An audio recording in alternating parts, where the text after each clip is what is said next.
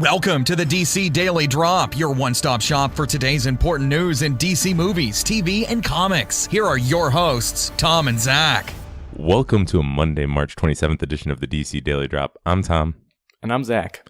And just a little Justice League trailer to talk about today. Obviously on Saturday, the one-year anniversary of Batman v Superman, trailer dropped. You've seen it.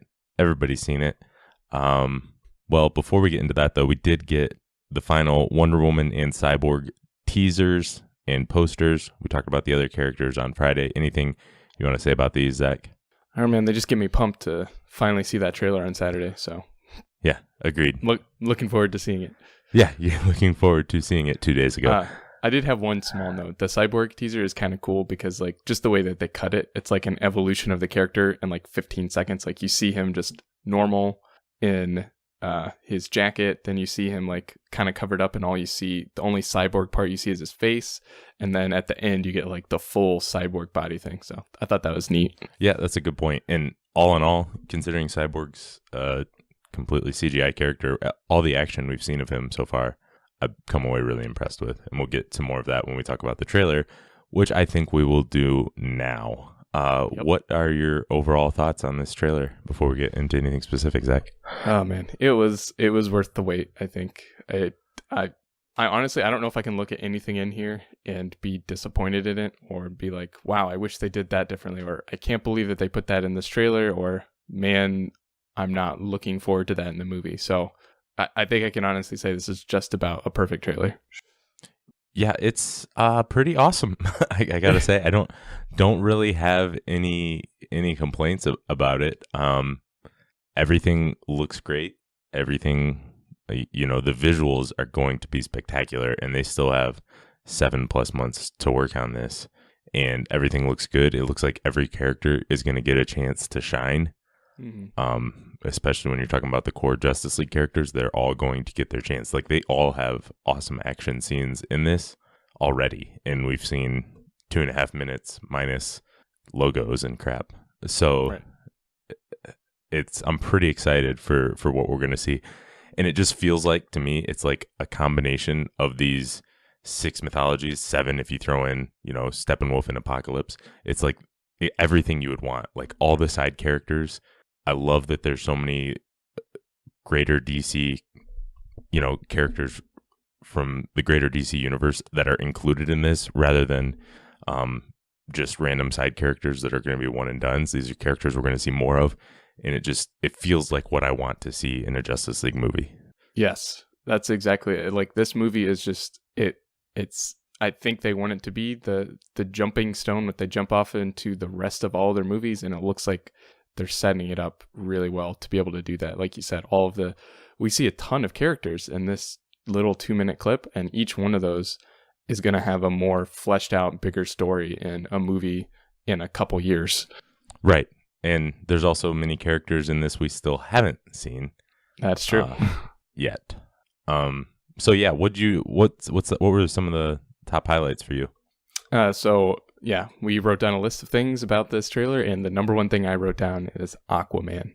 He is, oh my goodness gracious, like, Aquaman is the coolest ever. And that's so weird. We live in a time and age when I can say Aquaman is the coolest part of the Justice League trailer.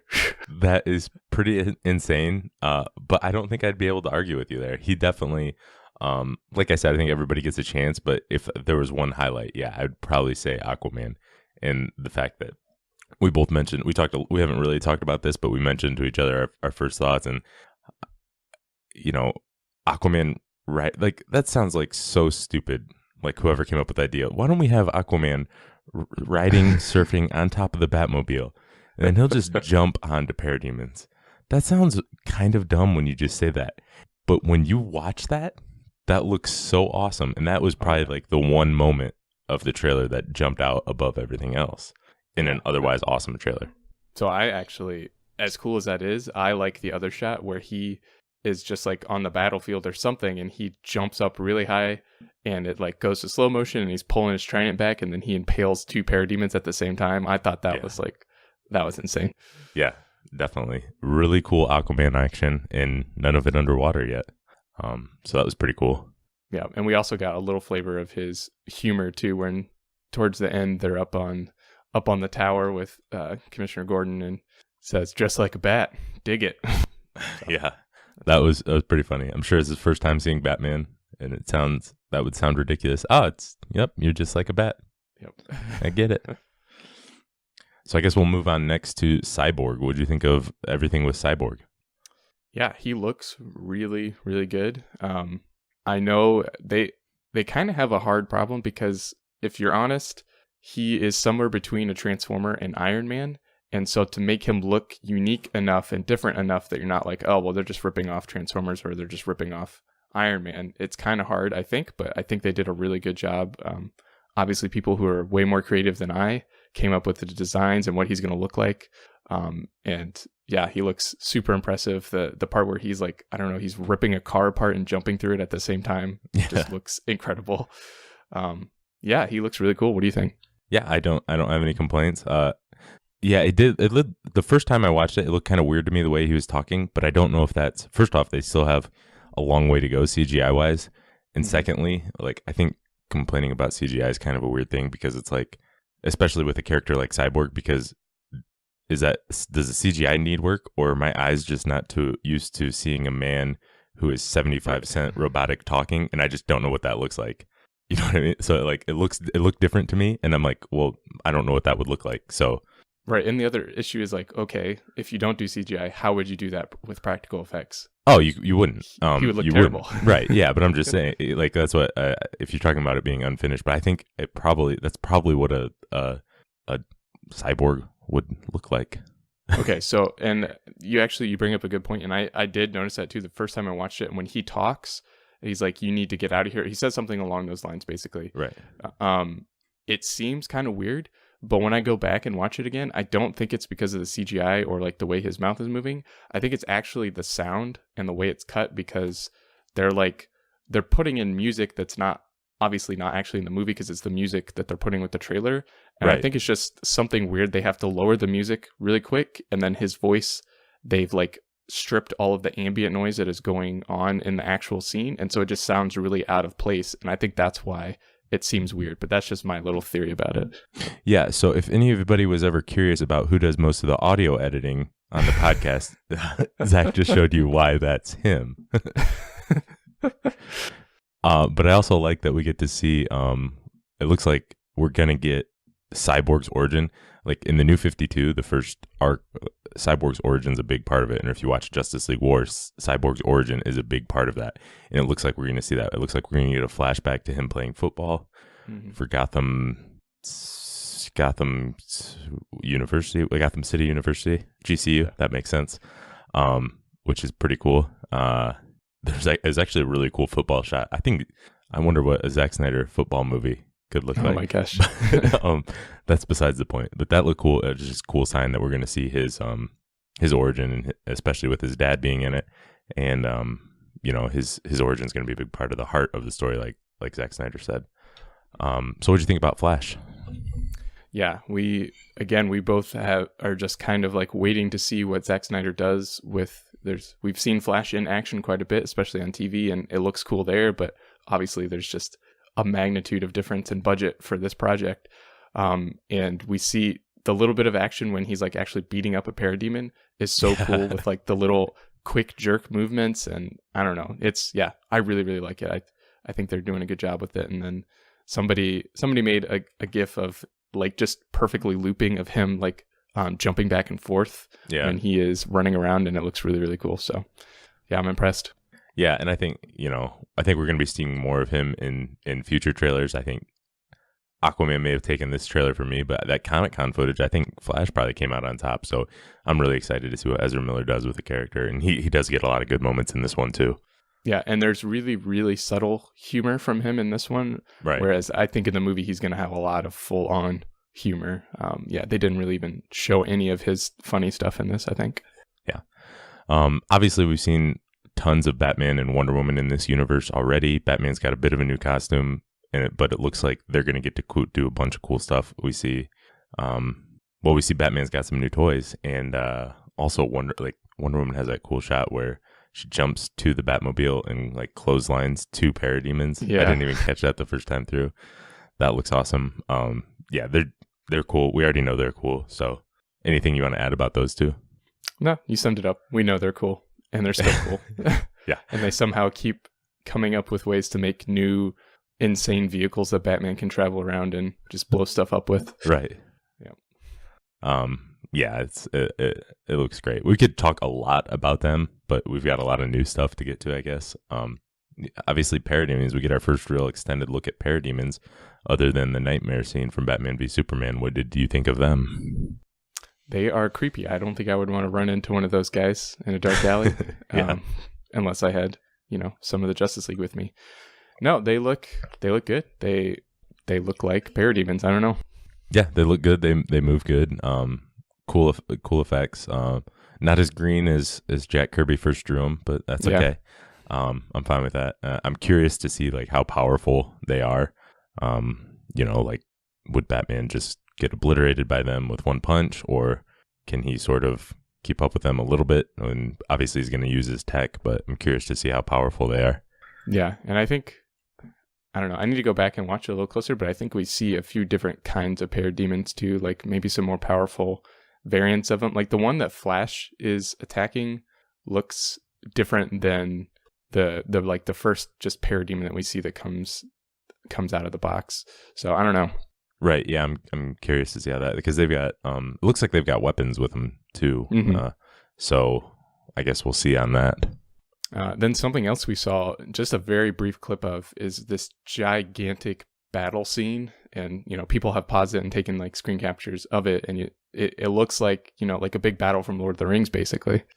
Yeah. I'm guessing that would be from the sort of prologue history lesson that we've heard of when Darkseid's people first attacked. I don't know how much time of the movie is going to be spent on that, but it looks like they put some time and effort into that, and it looks pretty fantastic. Yeah, Zack Snyder is he's no stranger to filming big, huge, epic battle scenes, and so getting him to flex that creative muscle in this movie is good. Like it's gonna look pretty cool, and we get to see there's definitely Amazons there. So like you said, it's probably the prologue would be my guess as well as to what the heck is going on right now. Right. Yeah, I would assume so. And that's just going to be awesome to see that and how that plays out.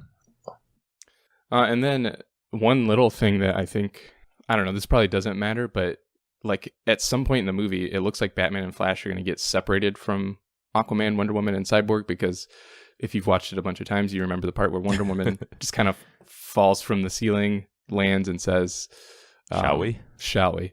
And it's just Aquaman and Cyborg there, and Batman and Flash aren't around. And so I don't know if they got separated because Batman and Flash got captured, or if they're off doing something else. They just split up the team to do two different things at the same time. Yeah, that's a good point. If I had to guess, I would say they split up for different missions, but yeah, you bring up a good point. Maybe they're forced apart. Yeah. So as cool and action-filled and serious as this trailer is, there also is quite a few moments of humor, which is maybe something we didn't really get in the trailers for Batman vs. Superman as much. What did you think of the few moments of humor that we did get in this trailer?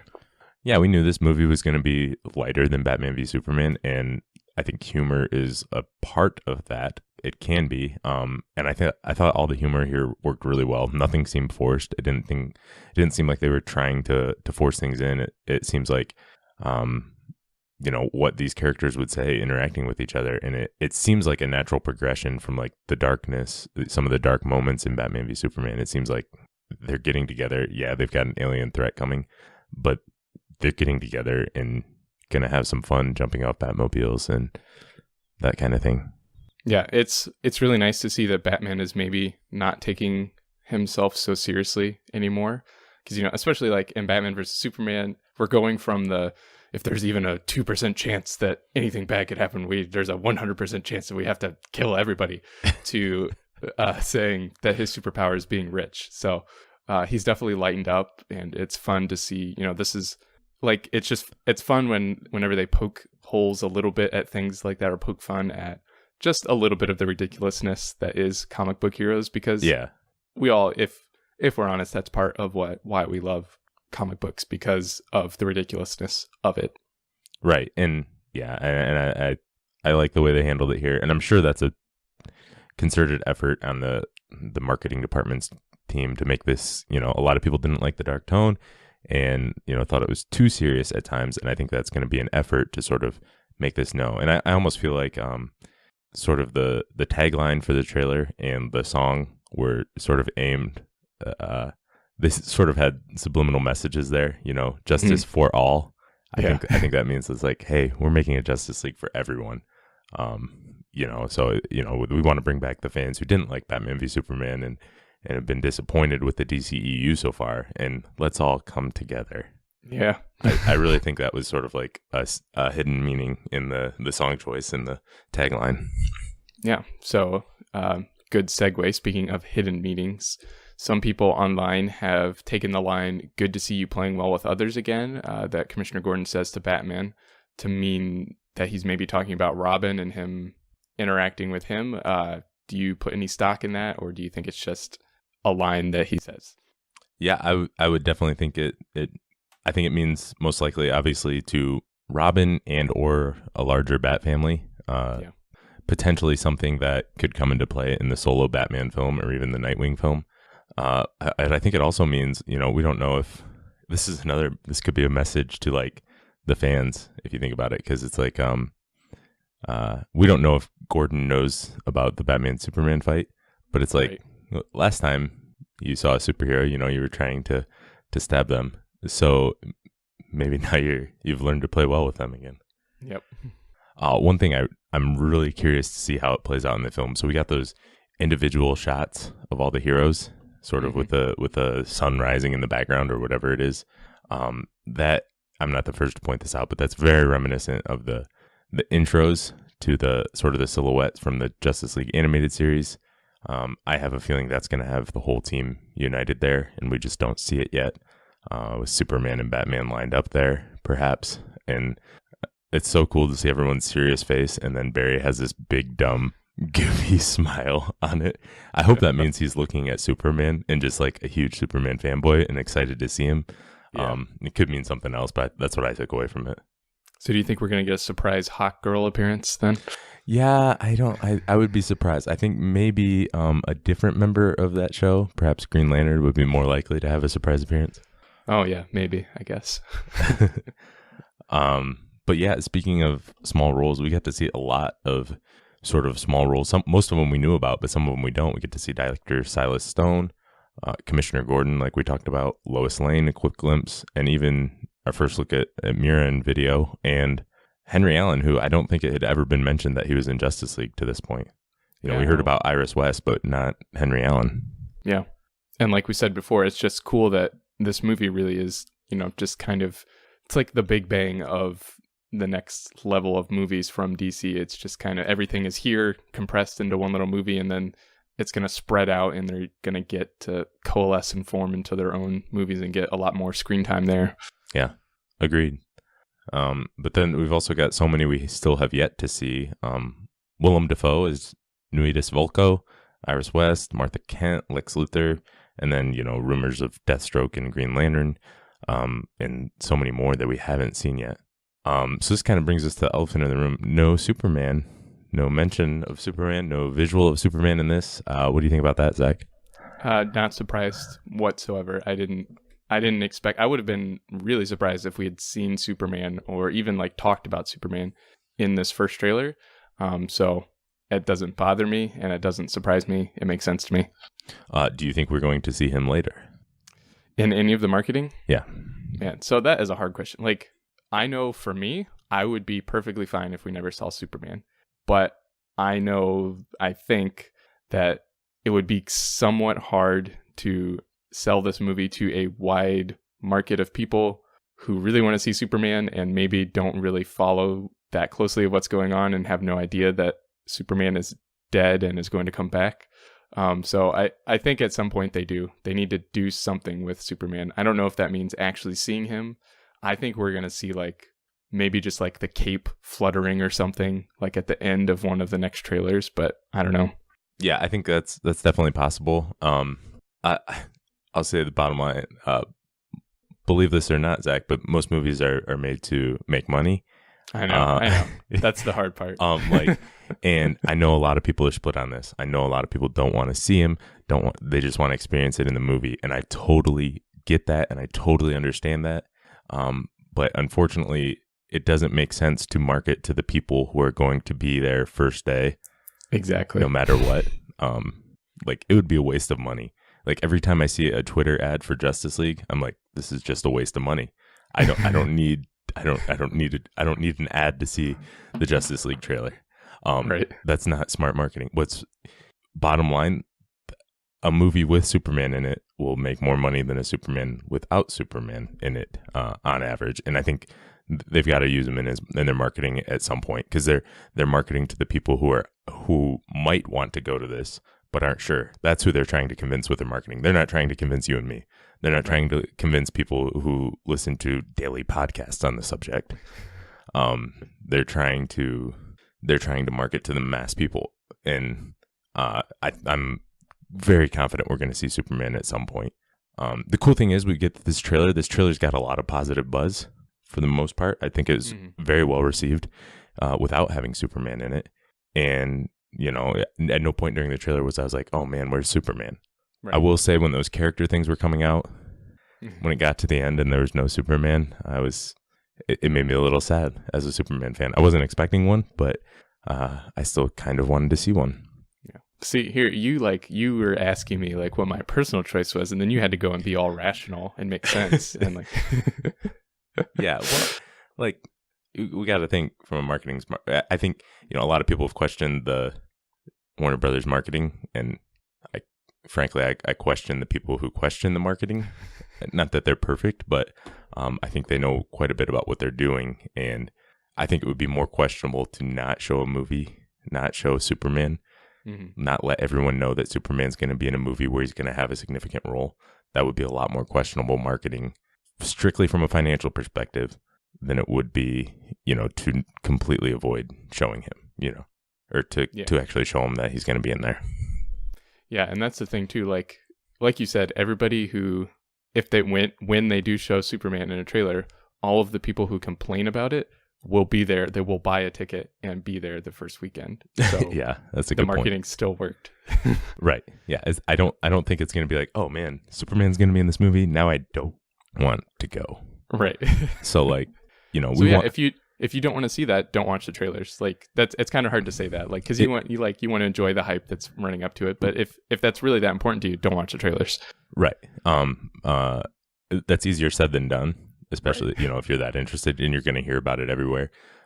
So it's a really tough thing. I totally understand if you just don't want to see him until November 17th. I totally get that. But this movie is made to make money, and so they've got to do it. In other news, we don't get a look at Steppenwolf. So that's obviously going to be saved for later. I think we get a look at his Electro Axe, as Call Me Sammy pointed out on Twitter, when Aquaman is underwater and we see what looks like it. I actually rewatched this part several times, slowed it down. I would be very shocked if that's not Steppenwolf's Electro Axe the more I look at it. Yeah, I think the same. And it's similar to, I think they're going to need to show him at some point. Obviously they didn't need to show him in this first trailer, but if, like you said, trying to get people to come watch this movie, if they're just like, well, why are they just fighting these weird bug robot things the whole time? What's the big bad? You're gonna have to show something at some point. Yeah, especially if Steppenwolf looks as cool as I hope Zack Snyder makes him look. Yes. That's gonna get people who, that's gonna get the kids who are like, oh man, we're gonna get to see Superman punching this weird guy in the face with this axe. That's gonna be cool. Yeah. So our last thing, a Twitter question from @JesseW728389002. Who do you think will be the breakout star of Justice League? I think it will be Jason Momoa. That was the question, by the way, not me. Yeah, but I think I would agree. That's a pretty safe bet. He is already kind of stealing the spotlight just with how insanely cool he is. So yeah, I think he's going to be the breakout star. But again, I think Ezra Miller, they haven't really shown what he's really capable of, especially humor wise. So I think he has a good shot of kind of stealing the spotlight as well. Yeah, obviously it's tough to say this without having seen the movie, but from what we've seen so far, I think the three new characters will all have their fans. And I can see a lot of people connecting with, thinking Jason Momoa is awesome, Aquaman's awesome, and a lot of people thinking that The Flash is really fun, and Ezra Miller will do a good job with that. So I think I could see it being, any of them. I could, if Ray Fisher has as big of a emotional role as we think, then I can see him connecting with a lot of people. So I'm very excited to see who that will be. I hope there's multiple breakouts. Yeah. All right. Well, anything else on this trailer, Zach?